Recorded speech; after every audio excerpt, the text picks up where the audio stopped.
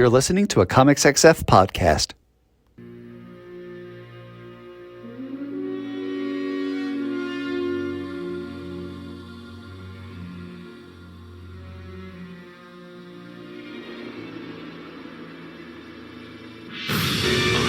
Vengeance.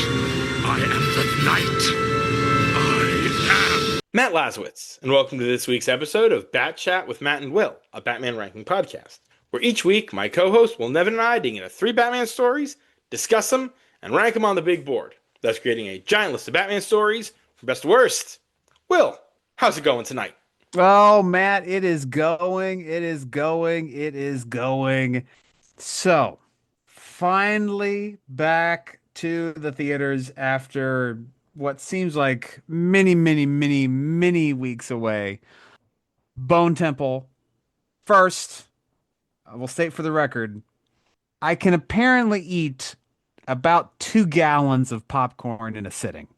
Hell's bells, man. Yeah. I got through what felt about 40% of that Lowe's bucket, and I'm still working on it.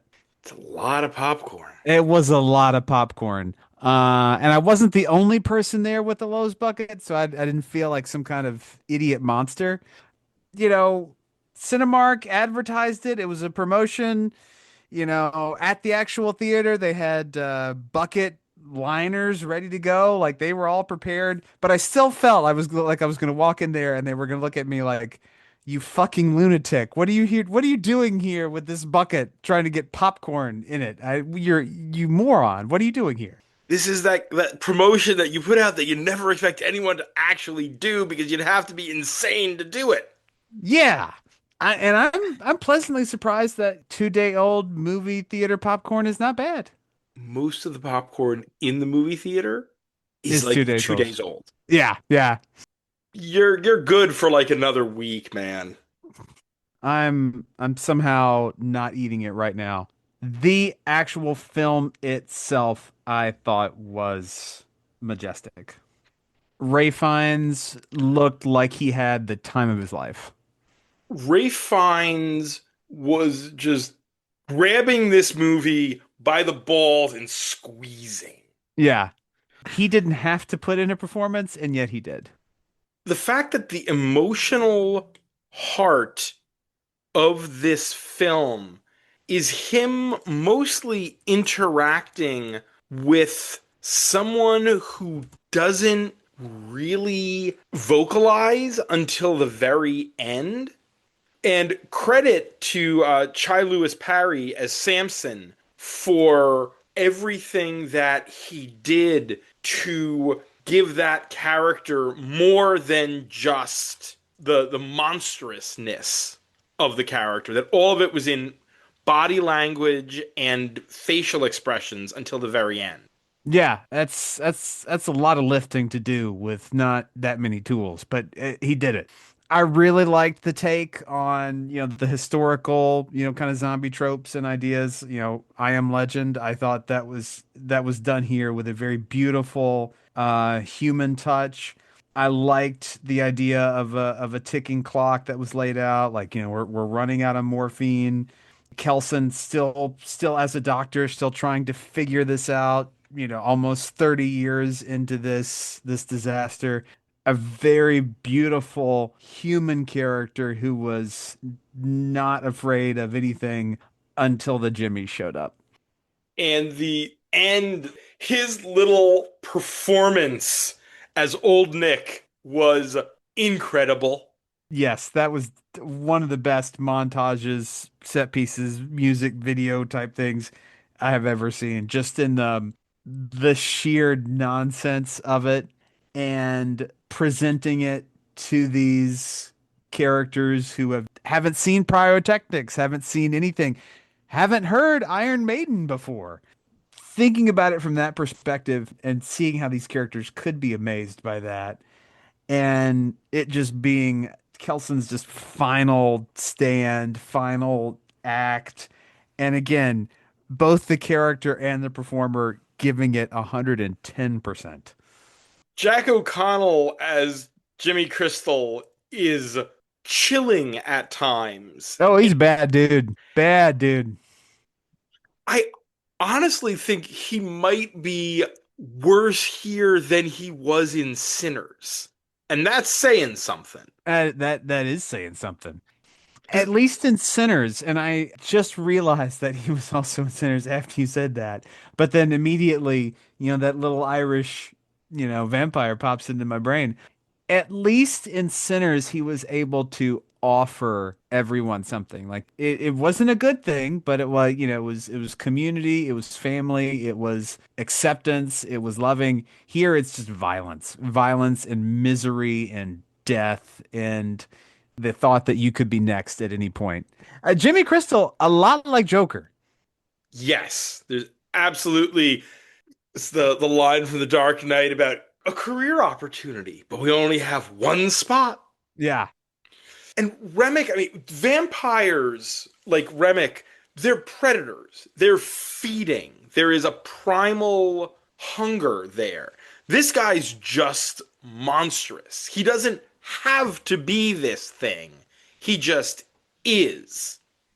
While Remick, at least, he has to feed. But we see the human side even of Jimmy Crystal.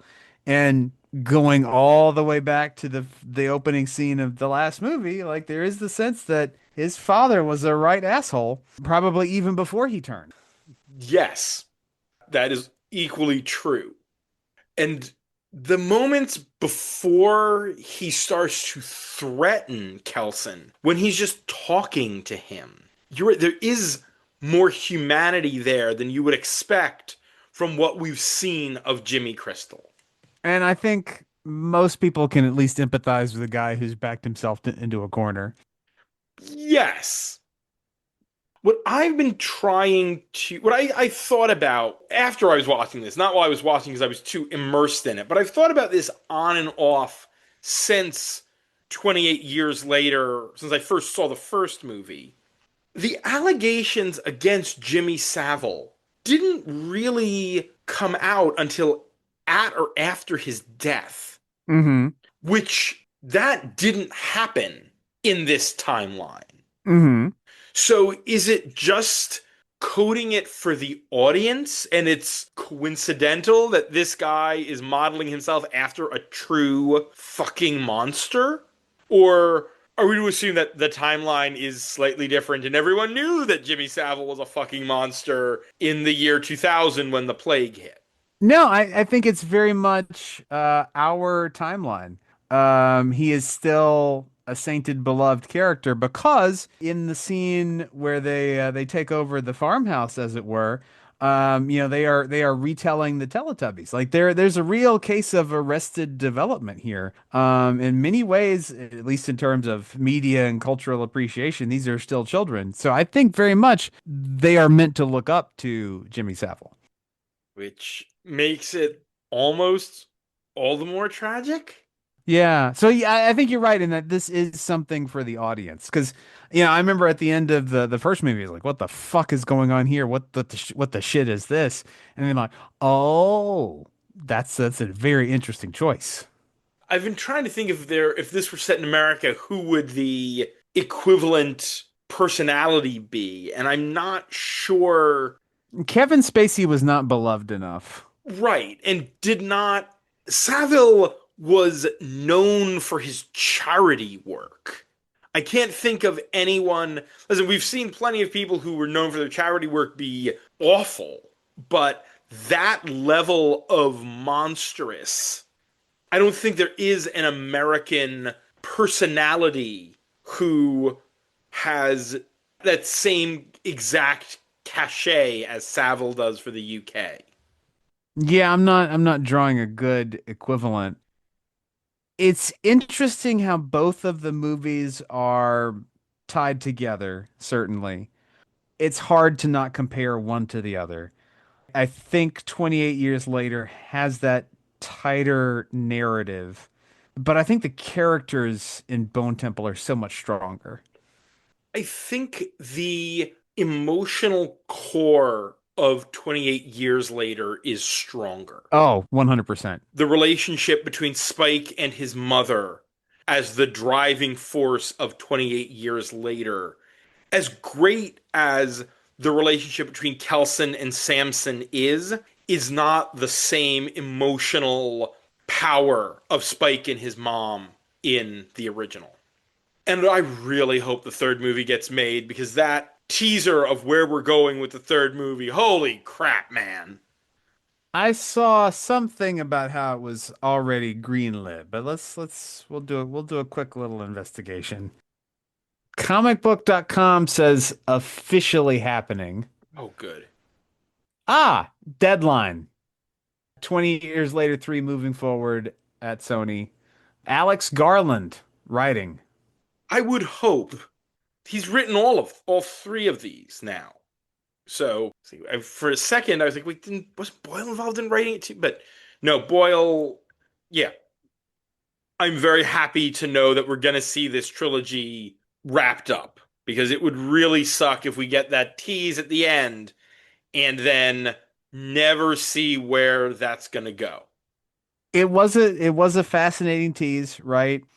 But also I felt really satisfied with those 2 movies. There would have been worse ways to end it if the third wasn't going to happen. Yeah. But I still want to know where we're going. And I wonder if Samson is going to be involved in the third. Oh, I mean, you have to, right? I mean, the places where that character could go. What memories does he have? Is there bitterness toward Kelson? How long will the cure last? Because psych meds are maintenance meds, they're not cures. So are they going to be able to find whatever notes Kelson left behind and make a cure? He did take notes, didn't he? Yes, they were very clear that he was taking notes. And what is a rational thinking person who's been exposed to this virus able to do? Are they just normal again? Because we as humans have circuit breakers for all intents and purposes in us that stop us from exerting ourselves to a point that we injure ourselves. We can be dumb and not realize what we're doing, but generally speaking, we are stronger than we let ourselves be. The rage virus, it strikes me, removes those circuit breakers because you're not conscious of it anymore. So by reinstating the sense of self, are you just a person again? Or does the virus actually make you superhumanly strong? I don't know. Maybe we'll see. I think we have to also be honest here. The the numbers have not been good for this one. I think in part because you're still coming in after Avatar and I don't know, dumping a horror movie in January. Not dumped it, but not the best strategy here, I don't think. I mean, the numbers, it still came in at number 2 and did 13 million in its first weekend. That's not awful. That's just not as good as the last one. Yeah. I want to see what the numbers look like over the course of the next couple of weeks, especially because there's not a ton coming out the next couple of weeks either. That there's that Chris Pratt, which one of the Chris's movie this week? Nope. Exactly. Yeah. No. Oh God, no. And next week, see, next week is where the real test will be because that is when Send Help comes out, and a new Sam Raimi that could be the thing that Mm, competes against this. mm. I have tickets to an advanced screening of that on Saturday night. Ooh. Get it in before the foot and a half of snow arrives on Sunday. Last thing before we get into the main shoe. This whole week, the meteorologists, the computer models have suggested there was going to be a serious winter storm for North Alabama. And when I say serious winter storm, it was going to be like, I don't know, 4 or 5 inches of snow, maybe ½ inch of ice. Like, we don't have the infrastructure to deal with that shit. So last night, I go out to the grocery store. I get prepared. I get prepared for if I got to be in the house for 5 days with power, if I got to be in the house for 5 days without power. Latest model runs come in this morning. Oh, just gonna be rain. Fucking science. Not to get political, because we never do that, but the fact that the National Weather Service has been gutted, that's not helping, is it? No, it's not. This past Saturday and Sunday, we were told we were going to get some ice and a light snow and ice on Saturday, and then about half an inch of snow on Sunday. So a normal New Jersey. Saturday was right. Sunday was 3.5 inches. So my concern this time is they're saying 18 inches or 15 inches. It's going to be like 25. Oh, 15. Or 15 inches is a lot of snow That's a lot of snow. by our standards, but it's not unheard of. I can't remember the last time we got that much snow. I think I was in like high school, but still. That's like 2 years ago, Matt. Yeah. If only. I've got the snowblower ready because my back ain't going to take 15 inches of snow, I'll tell you what. But I got nothing to do. I got no plans for Sunday. I'm seeing 2 movies on Saturday and then not even worrying about anything on Sunday. My goal on Sunday is to finish the new Dresden Files novel because the fact that I've had it for a whole day and a half and I'm only 100 pages in is a problem. Because I'm going to game night tomorrow and my buddy Larry's gonna be like, "So you finished it yet?" I'm like, "No, Larry, I couldn't take off and read a book all day." Oh man, what a life. No, I no, want to that take off and read a book all day. I was tempted. I was sorely tempted, but I have too much going on. It's been 5 years since the last one of these books. You used to come out one book a year like clockwork for 13 years, and then the gaps started. We got Batman to talk about. We've been going on for a while now, and I'm not sure how much of this is going to make it into the final episode. But on to the actual Batman of the night. There is no segue, so No. we're We're just doing going. manga. Yes. Manga night. Yep, it's There's your Batmanga. segue. 3 Batman stories originally published in Japan. Our first story of the night is Batmanga Volume 1. This is Batman, the Jiro Kuwata Batmanga, chapters 1 to 19.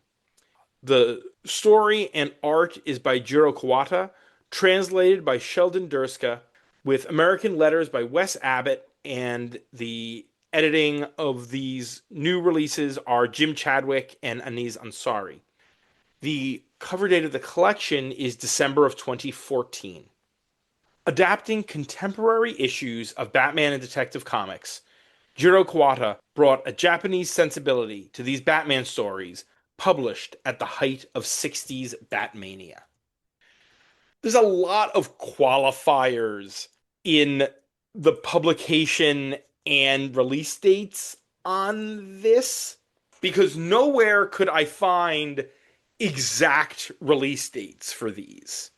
They were published sometime in 1966 or 1967 and 1967 in Shonen King, a shonen manga magazine in Japan.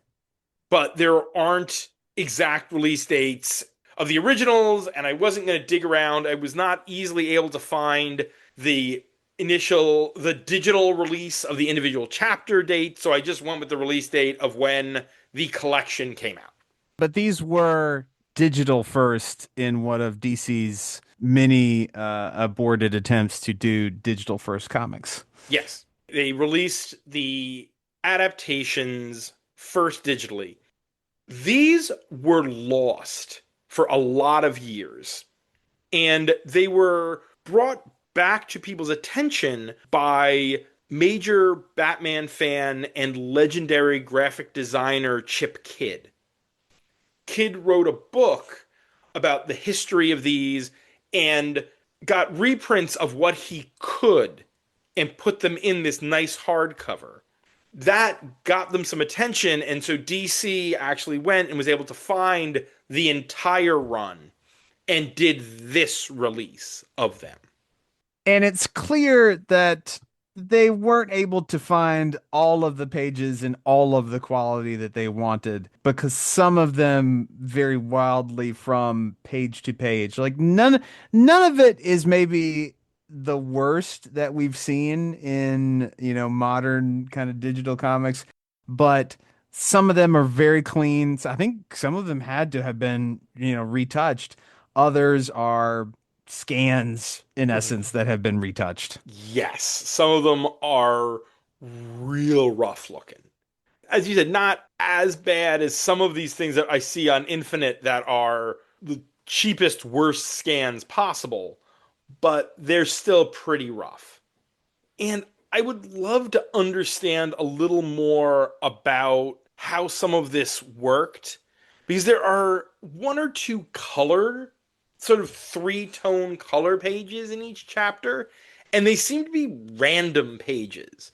They're It not does seem to be random. Yeah, they're not the most significant pages in the story necessarily. It's just these couple of pages have like a red wash in the backgrounds. It's a strange little bit. But not to spoil the episode too heavily.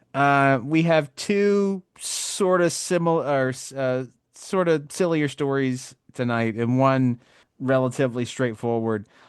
I think this got a lot of attention and a lot of love, at least in the contemporary era, because it is so strange, so weird, so wacky, and this was a lot of fun reading it.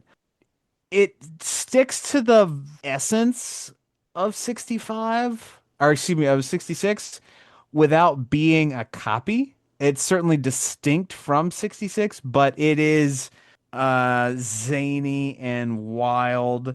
And Batman and Robin have a slightly different relationship, which I think is interesting.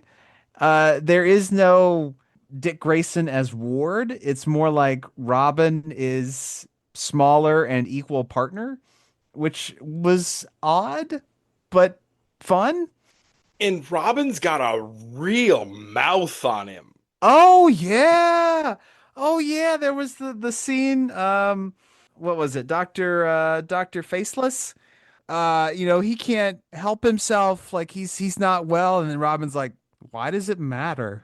Or the very first couple pages when they're Batman and Robin or Bruce and Dick are at an auction, and a woman talks to Bruce about this gem. Wow, it's so gorgeous. You should buy it now, Mr. Wayne.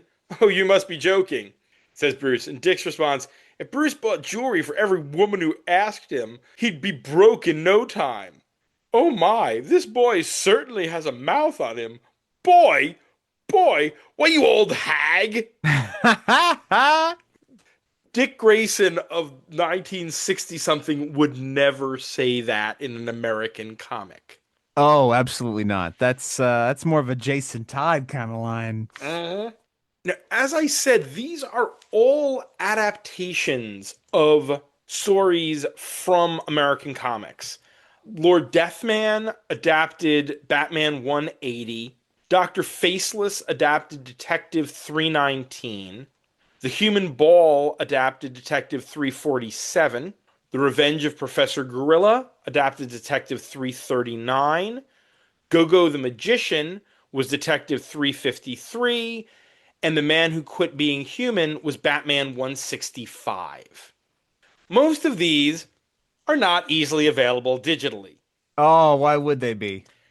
I was curious to look at the story that inspired Lord Deathman, and that one is not on Infinite, which is really frustrating.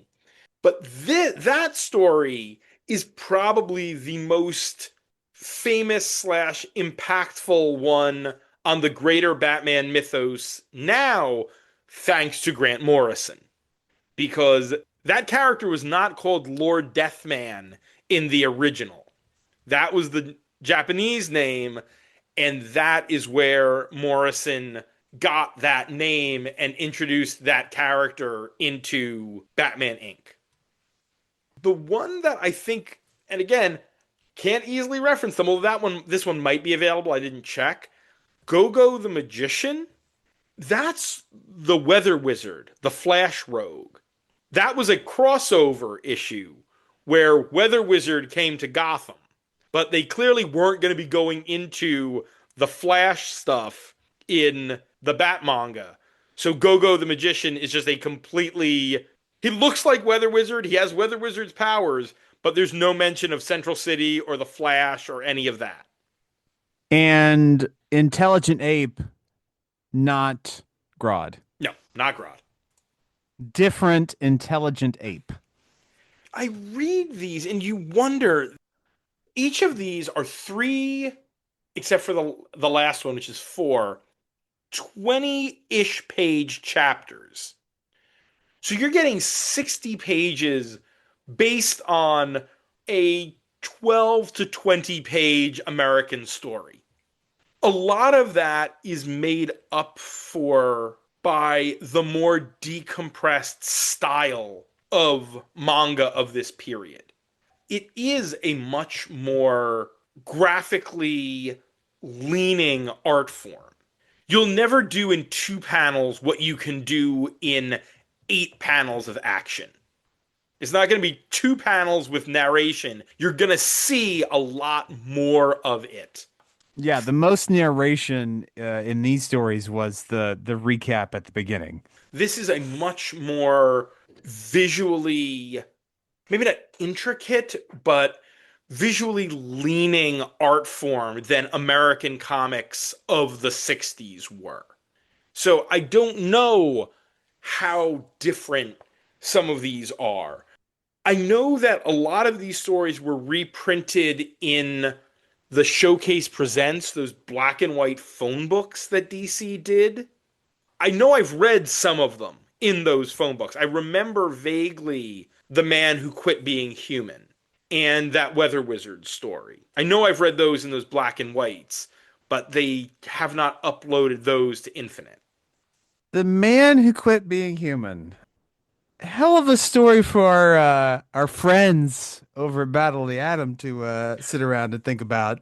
Yeah, I kind of wanted to send this over and say, you guys need to do a story of X-Men stories that aren't X-Men stories and do this one where Batman and Robin fight a mutant. They use the phrase mutant, and there's a lot of lines in there. It's like, boy, this does kind of sound like an X-Men story, doesn't it? Like we've got a whole idea of like, okay, are these guys going to replace humans? Do we have a duty to find out is this a good thing? And then as soon as they flip on that mutant gene, oh shit, we fucked up. This guy is far more Apocalypse than he is Professor Xavier. We're going to wait till we have a few more mutants, and then we're just going to wipe all you humans out. Yeah. There's more than one instance in these stories where I absolutely cannot believe that the American versions went as hard as these. The violence of stories that were still pretty heavily under the code. There's some body counts in these stories. Cops getting shot. Batman getting shot. Mhm. I would be really curious to see if we can do an episode in the not too distant future where I'll dig through and I'll see how many of these might be available for us to get at easily, and maybe do an episode of the American versions of these stories. So in Batman 165, the story aside from the man who quit being human, the dilemma of the detective's daughter, apparently the first multi-part Batman story, Really? according to the Batman wiki. That's interesting. That one is available on Infinite. So we could at some point cover that story, cover what they call the man who quit the human race. And while Batman and Robin both look pretty much like you'd expect, yeah, Jim Gordon does not. He is Chief. He is Inspector Gordon. Yes, the Weather Wizard one is also available on Infinite. We should be able to actually, watch that. I got frustrated when the Lord Deathman wasn't available, and the rest of them are. And there are 2 more volumes of the Batmanga of Jiro Kuwata. And I would absolutely be interested in continuing. This is just, it's fascinating stuff. It's so very of its moment in some ways. This is a pop culture artifact. This is a time when Batman was so huge and the effect of that show was so powerful that we got this weird little story. And there are so many other details. The Batplane is a flying saucer. Oh yes, that was hilarious. And while we do see batarangs a few times, mostly Batman is throwing things that look really more like shuriken with knockout tips on it. If you could imagine a shuriken and like a jagged can lid kind of crossed together. Yes, that is a good analogy for what this is, or that is. Not only are Batman and Robin, the relationship is different, but they're basically never off duty. Yeah. Whenever we see Bruce here, he is almost immediately ready to change into his Batman costume. And no Alfred, because I think these are all during that period where Alfred was dead. They thought he was dead. Instead, he had become a supervillain. But someday we'll cover the story of the outsider. We haven't discussed a lot of the plot here, but I think at some point when we discuss the plot, we'll discuss that when we do the stories that these are based on. This is more of a thing you read for the experience of it, Yeah. for just how what an example of an adaptation is when you're adapting one comic into another comic. The art is also pretty interesting in that it seems like everyone not a villain or not Batman and Robin has that same bushy mustache. And they all have pompadours, big Yeah. friggin' hair. When I look at the style here, it reminds me very much of like Speed Racer, which I think would have been contemporary to this. This is a very specific style of manga, and I'm not a big manga reader. I have only read a handful of manga over the years, and most of it is far more contemporary than this. But it's certainly a fun read. I think that's about all I have to say on this front. Looking forward to volume 2 and 3. Yeah. And this was a hoot. And then working out those companion episodes, that should be fun too. I do want to do the man who quit being human. I think that's going to be a wild time. We maybe bring one of those other guys on at that show that's totally not related. Yeah. That means it's time to put the Kuwata Batmanga Volume 1 on the big board. We are at 669 stories on the big board. Nice. Number one is Post Crisis Origin of Batman, Batman Year One. Still at a sexy 69 is Batman 14 to 15 Rooftops. At 150 is Dark Knight Dark City, the first appearance of Barbatos. At 300 is the Joker Devil's Advocate graphic novel. Coming in real high, not nearly as close to the bottom as it once was. A favorite of ours, Showcase 94, Madmen Across the Water. At 450 is Monsters of Men, the Joker War tie-in of Detective featuring Killer Croc. And all the way at the bottom at 669, it's Three Jokers. Not nice. In fact, terrible. Ranking this is a weird thing to rank. All right, let's look at one of the other mangas we've done that we might be getting to in this episode. One Operation Joker Volume 1. Where do we have that? That's up at 257. I don't think that beats this, or this beats that rather. No. And volume Um, 2 is at 278. They're in a near range. I think historically this is going to be more important, but that first volume, just an insane, delightful time. That's more original. Yeah, Intentionally so. I mean, these are adaptations, but this is a very specific historical artifact, and it is technically the first appearance of Lord Deathman. I mean, I'm thinking somewhere probably towards the middle of the list, somewhere in the 300s, but probably somewhere in the between. Like, I don't think I'm gonna say this goes above Under the Red Hood at 367, but it might go above something like Europa at 396. I got a spot for you. Okay, 379, right below Batman Goes Broke, sure. Sounds good. because that is a delightful story. Just like this. Yeah. Our second story of the night is Death Mask. This is Batman Death Mask numbers 1 to 4. This has story and art by Yoshinori Natsume with letters by Rob Lee, edited by Scott Peterson, Jim Chadwick, and Katie Kubert. The cover dates are June to September of 2008. A killer stalks the streets of Gotham, cutting the faces from his victims. While Batman deals with this killer, a company from Japan is courting Bruce Wayne and Wayne Enterprises for a partnership.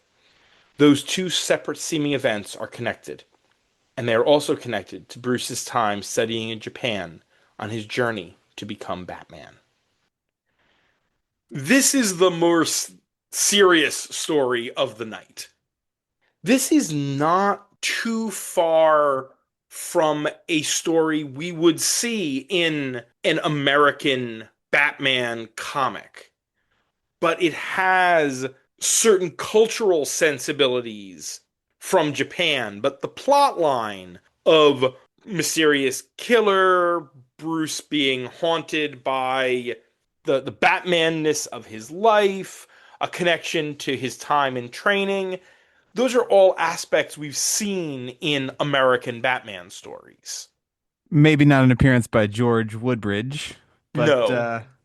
yeah. I would agree with you. It's very, very similar and sensible in sort of American respects, and a fairly straightforward story. But it does have the cultural influences, the masks, the curses, the martial arts. Like, So I think the concepts of revenge and honor are the kind of thing, if this was a white guy writing it, I'd be rolling my eyes because it would strike me as someone who's watched one too many samurai movies.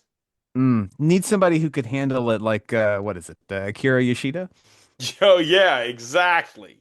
But the fact that this is from a Japanese creator means that there is authenticity to that. It also makes the line that Bruce says about how difficult it is to tell the age of Japanese women less uncomfortable since it is a Japanese creator who's writing this. Because if that was a white guy, oh Ew. boy. Ew. The whole thing here is Bruce is being haunted by memories of his time when he was studying at a dojo in Japan using, as you said, the alias of George Woodbridge with a sensei, his granddaughter, and his one student, and Bruce is the other student. And there's stuff about a haunted mask, an Oni mask, and that he was sort of kicked out. And you see from the sensei's standpoint that he was afraid what this cursed mask and how it was affecting Bruce. Now that he's in Gotham and he's Batman, he's also beginning to be a little bit haunted by what I often call the bad faith argument. is Batman creating these villains and what is he really bringing to Gotham? And he encounters, when he is talking to the people from the Agorama Corporation, one of their interns is a woman named Aya who looks remarkably like Sakura, the granddaughter of his old master. And the fact that it takes him quite a while to realize that that's her daughter shows that maybe this Batman isn't exactly the world's greatest detective. No, and maybe he can't remember if he had relations or not. Yeah. Because that was mentioned, it felt like at the very end of the damn book. Yeah, unfortunately, no, she is not his daughter. She is instead the daughter of the villain of the piece, one of the villains of the piece. That becomes a fairly complicated web of relationships by the end. Yeah. Agurama and the Oniyasha and why Kurosaki. We discussed this when we were talking about Gotham After Midnight. Of course, Kurosaki is the Oniyasha killer in Gotham. He's literally the only suspect.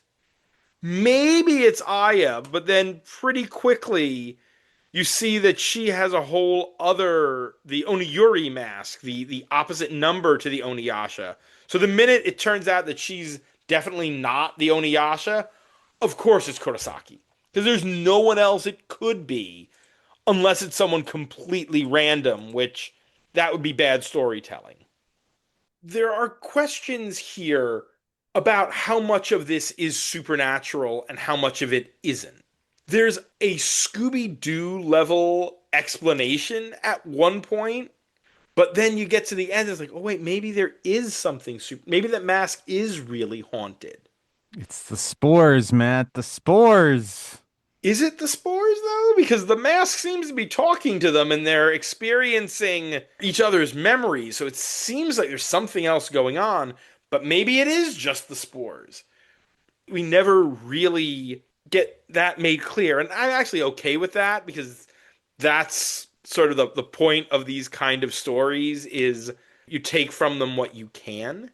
But we get a lot of very Batman themes with the idea of what revenge does to someone, and that Oniyasha Kurosaki, he winds up doing a bad thing and then spends the rest of his life working on an elaborate revenge plot that comes to fruition here and kills a lot of people.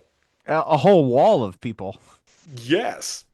And then we get, Batman giving a very Batman speech to Aya at the end when she's getting ready to kill Kurosaki, who she blames for her grandfather's disgrace and her mother's death, who is, of course, her father, which she says at the very end. And it's like, yeah, duh. Again, he's the only suspect. If it's not Bruce, it's this guy. But we get that message about revenge blackening the soul, and Bruce getting a message that we've seen in a lot of other stories about he should not be fighting the past because you can't change the past, but instead fighting for the future, which is a beat we've seen in so many stories in continuity that quickly gets forgotten when the next creative regime takes over and needs Batman to be all angsty again. Yeah. But in this particular story, it works because it's a self-contained little story with possibly the best art of the night. It and One Operation Joker are working in very different styles. Hmm. So I don't know if one is better than the other, but when it comes to combat, to fight scenes, this is the best of the night. Yes. The fights here between Batman and the Oniyashi are really, really good. And the Bruce sparring in the flashbacks to him in Japan looks really, really good. Yeah, in the Batmanga, there's not a lot of detail. There are a whole bunch of lines. And sometimes you can get lost, or at least I got lost trying to understand what was going on in kind of just all of these lines. It's trying to show motion, it's trying to show, a grapple. What exactly is going on in these panels? But no, here it was much more crisp. And then It, that's just different eras. yeah. Oh, yeah. And the design for the Oniyasha, for how Batman looks here, are really solid Batman designs. And the Oniyasha that looks in silhouette like Batman, and the contrast between the two of them is a good touch. I thought this was solid. Yeah, and we get a satisfactorily scummy corporate villain in Agorama as well, whose whole scheme is to take these psychotropic spores that live in this mask and market them as a party drug. Profit? Yeah, and he's selected half of the Gotham mobsters to work with him, and he's had his assassin cut off the faces of all their rivals because it's the oils on the skin of the face that need to be mixed with the spores to create the drug. Because science. Science. A lot of trippy hallucinations throughout this thing. It's a fine story. We'll get to it. It's not exactly going to be one of the great, unforgettable Batman stories, but it's certainly enjoyable. Not particularly ambitious. There's some good Alfred and Bruce back and forth in here. I think Natsume really got that rapport, and Alfred's how Alfred can wise off at Bruce but never cross a line. Mm. And I think there's a couple of great moments at the beginning, and especially as Bruce gets more and more haunted by this whole thing throughout, with Alfred's concern for Bruce. And on that note, it's time for Batman Death Mask on the big board. I feel like we are in Trifle Town here, Yeah. which is the 400s at this point. Battle for the Cowl, 445. That is a weird book.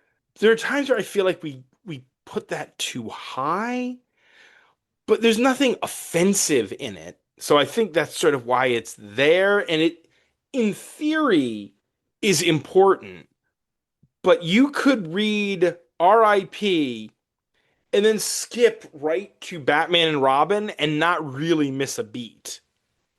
As tripped out as this thing is, it's never quite as weird and nonsensical as much of A Death in the Family is at 471. Yeah.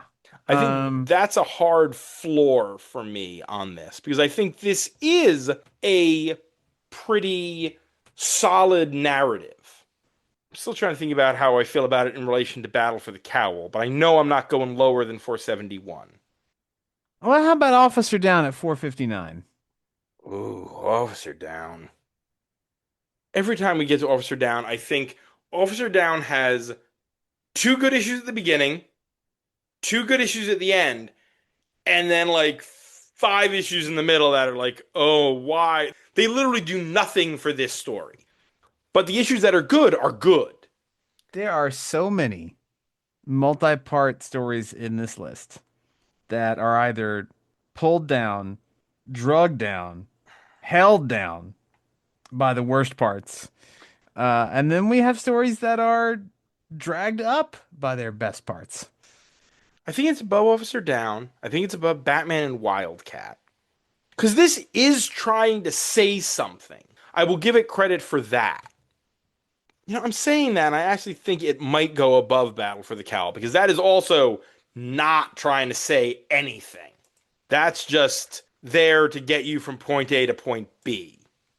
All right, this is not going to be a shock, but I don't think it beats Joker's boner at 426. Yeah, no, I don't think it beats that. All right. I'm thinking What about the Bat Murderer at 436 from a few weeks ago? Bruce is framed for murder by Ra's al Ghul story. Who did he murder? Talia, and then Ra's. Oh, yes, yes, yes. And Gordon saw it happen in front of him, and he was like, Hmm. "Oh, you murderer!" But the gun was a trick gun and such. I'd probably put this above that. That was a Then I lot of think it's nonsense. right above that. Yeah, new 436. Yeah. And our final story of the night is One Operation Joker, Volume 3. This is One Operation Joker, chapters 15 to 21. The writer is Satoshi Miyagawa, with art by Kosuke Gato, letters by Wes Abbott, and edited by Mitsuhiro Muramatsu and Andrew Marino, and is translated by Sheldon Durska. The cover date is April of 2024.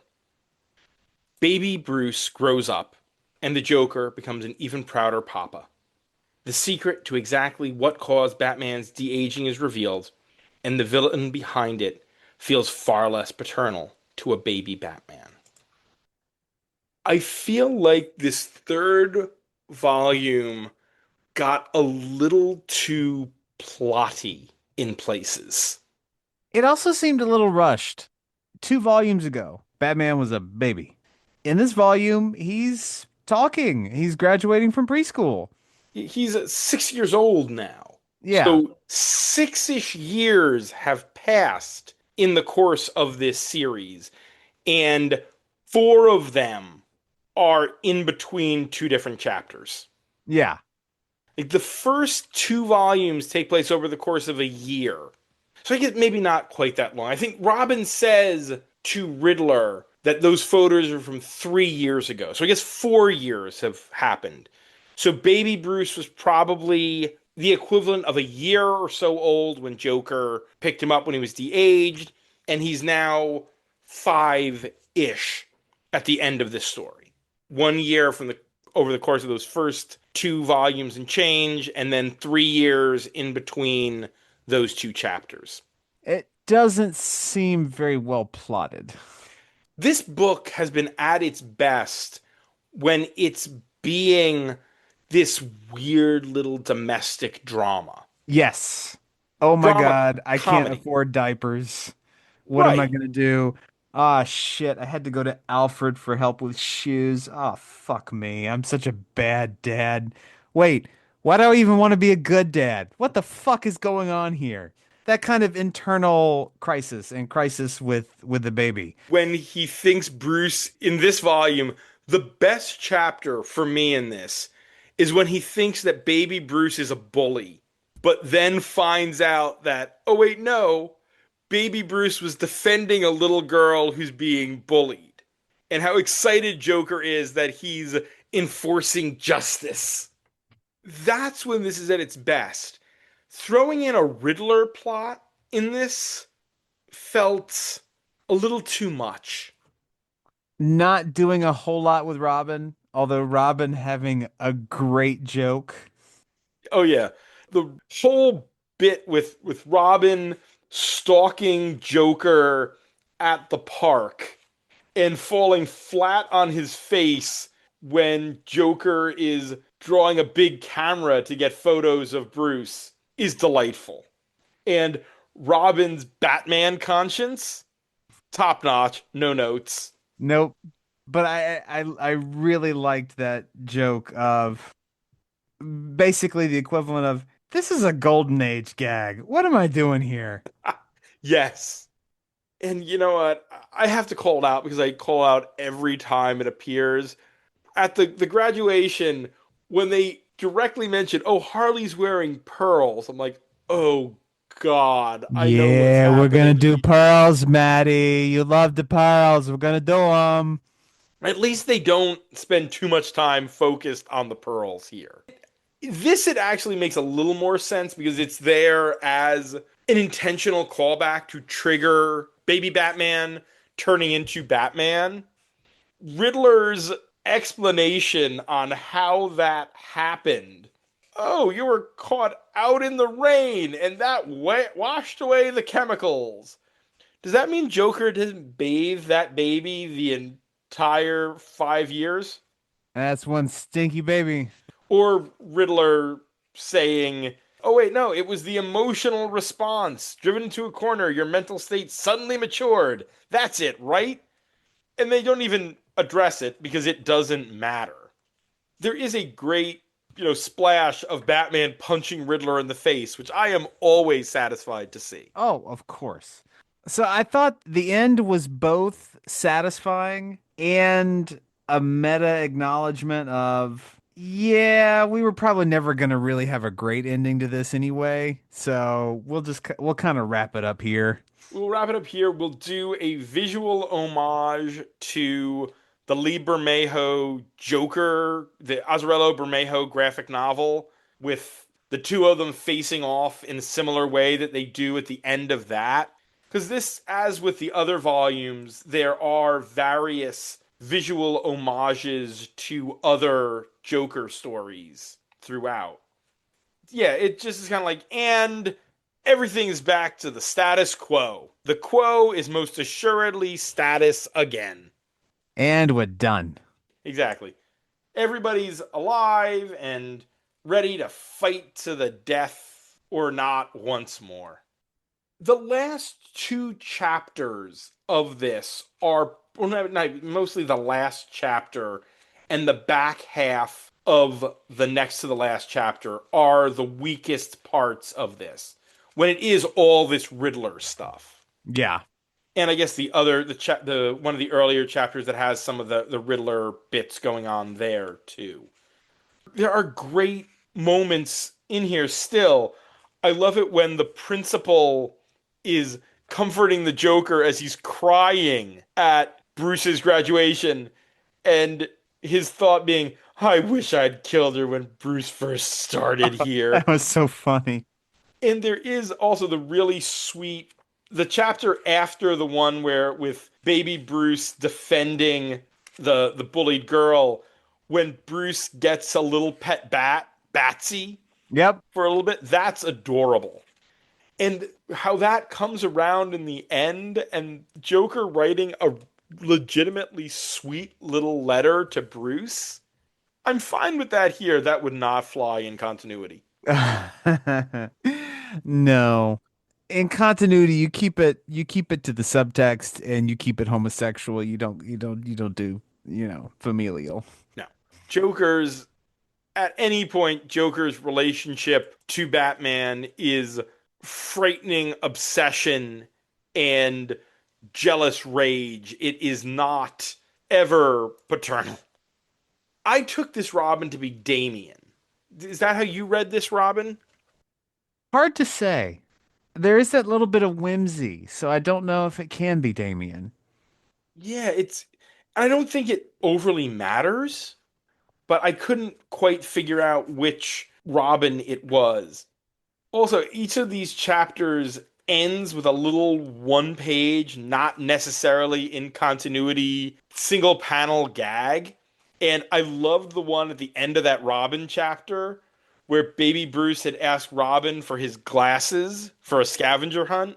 And the one panel of him is going up to Clark Kent, who is eating rice, and asking him to borrow his glasses. I did not recognize that as Clark Kent. Oh yeah, that was that. I'm assuming that it was Clark Kent. I mean, he looks like Clark Kent, and that's the joke of him asking Clark Kent for his glasses. That's what struck me as a joke. It's funny. See? Funny. Ted Ferguson, funny name. And the moment when baby Bruce runs up to Joker and calls him Papa because Alfred can't get him to stop crying, and baby Bruce misses his dad is remarkably sweet. It is, but I thought not really following up on the Alfred storyline from the end of the last volume was pretty big weakness in this one. That story seemed to be gathering some momentum, had some energy to it, and then it just gets dropped with this volume. Yeah, I wonder if that had to do with the creators realizing that they didn't particularly care about that narrative. that this whole thing is about Joker and Bruce. And then, as you said, they started getting near the end and are like, crap, we were given 21 chapters and we don't know how we're going to wrap this thing up. So, Riddler. Ta-da! Yeah, that Riddler was doing something with the chemicals in that factory that is what caused the de-aging because suddenly the Riddler is a chemist. It's still fun, but it felt more to me like I think these creators would have rather been able to keep going and just tell a long story of Joker slowly raising this baby. Yeah. Yeah, like this could have easily been 50, 60, 70 chapters. I would have wanted to see Joker raising rebellious teenage Batman. Oh, that would have been great. No, Dad, I'm not gonna enforce justice. I'm gonna go out and I'm gonna rob a store, Dad. Oh, that moment when Bruce is giving his speech at graduation about how he wants to be the head of a corporation during the day to provide for his papa, and at night be a defender of justice. Because his papa has to work so hard. This might win for sweetest Joker story of all time. Only sweet Joker story? Yeah, quite probably. Can't think of any others off the top of my head. Maybe the one where he's pregnant? Yeah, I'm not seeing anything else that is jumping out at me particularly here. All that means it's time to put one Operation Joker Volume 3 on the big board. We said the first two volumes are up at 257 and 278. I think that while this is still fun, I think we've seen that this is a book that had diminishing returns. Yeah. I think this third volume is going to be the lowest. So right now, 300. Oh, that's funny. 300. Well, 300 is Joker Devil's Advocate. And 299 is another story called Death Mask. Ain't that something? Are you finding a floor? I'm looking. All right, this is a little bit low. I believe it's higher. There's certainly a gap between where we put the last two volumes, but I think admittedly there's going to be a little bit of a gap. Dark Prince Charming at 408. That would certainly be my floor. Oh, yeah. I mean, I think it's gonna be above that. Probably War Jokes and Riddles at 387. Well, here's a pickle we just find ourselves in. Batmanga Volume 1 at 379. I think this is above that. These are both charming, but this has some emotion to it that is a lot of fun and it's more original. I can tell you for a fact 343 Inquiring Minds, first appearance of Spoiler, is better. Okay. That's a good ceiling, I think. I think maybe this doesn't beat Injustice at 358. Yeah, the first Injustice. How about the new 360? Below the one shot where the Joker poisons Lois Lane, above Batman in Barcelona. Sounds good. And that does it for tonight. Next week, Josh Wheel is joining us for our Valentine's Day episode and 3 stories of love and the Bat family. Remember, you can support the podcast on Patreon, patreon.com/batchat with Matt and Will, where you can get shoutouts, bonus content, pick a story, and even come on the show. We'd like to thank those Patreon backers: Dan Grote, Josh Wheel, Mrs. Abigail Hartbaum, Mm. Asma Fangirl, Tony Thornley, Go Aggies. Sam Hopper, Go to bed, Sam. It is late. John Wickham, Johnny boy. You beautiful, beautiful boy. Robert Secundus, You know, Bobby, I see you talking about riding on trains. Trains are lovely. They're great. You can't get in fights on Twitter on trains. Tim Rooney, Giorgio Sergioli, David Wheel, World's greatest gray belt. Alexander Wheel, Matt McThorne, McThorny. Dan Offer, Barely know her. Nate Randell, Danielle Mosley, Ross Holmes, Mr. Random Ace. Will Crisp, Me compadre. Carlos Cordova, Jordan Jennings, Charlie Etheridge Nunn, Sean Shambly, and The Final Wraith Oh, scary wraith. for their support. This show is available on Apple Podcasts, Spotify, Amazon Music / Audible, YouTube Music, Podbean, and on comicsxf.com, when new episodes drop every Thursday. You can find me on Blue Sky, where I talk about comics and other random things, and Letterboxd, where I review all the movies I watch, both at MattLaz1013. I continue to be on Twitter against my better judgment at Will Nevin. I don't know what I'm doing on there. I don't do shit. But I'm still gonna be on there. I think I'm gonna get a little something to drink. My throat is dry, and then I'm gonna go to bed. Good night, Huntsville. And be sure to visit ComicsXF at comicsxf.com or ComicsXF on Blue Sky for our weekly Friday Bat Chat roundup of new Bat books, for my other show, the ComicsXF Interview Podcast, where my longtime best friend Dan Grote and I interview comics creators, retailers, publishers, journalists, and other related tradespeople, as well as all the other stuff Will and I are writing. And stay safe out there, folks. Gotham is not a place to be after dark.